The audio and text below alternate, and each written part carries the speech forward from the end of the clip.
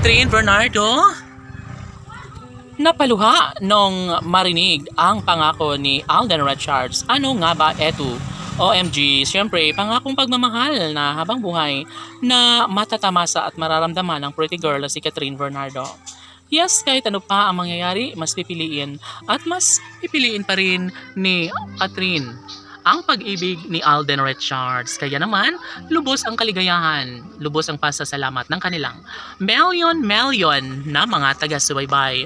Opo, mananatili ang isang magandang pagkakataon, lalo na ngayon na desidido rin naman si Alden Richards na maipagpapatuloy ang isang pagmamahalang tunay na dapat nilang maramdaman sa mga puso ni Alden at Catherine. Uy, gigil!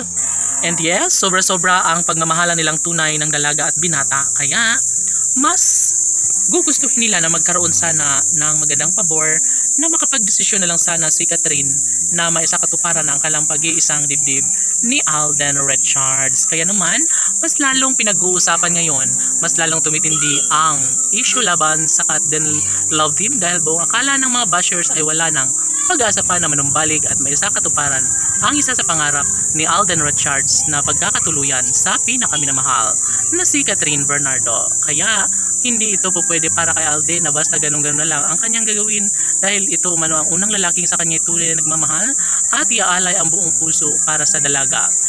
OMG! Kaya kahit ano pa ang paninira laban sa dalawang magkarelasyong Alden at Catherine ay gagawin pa rin naman umano nila ang lahat upang sa ganon ay maramdaman at malaman ng taong bayan kung gaano nila kamahal ang isa't isa.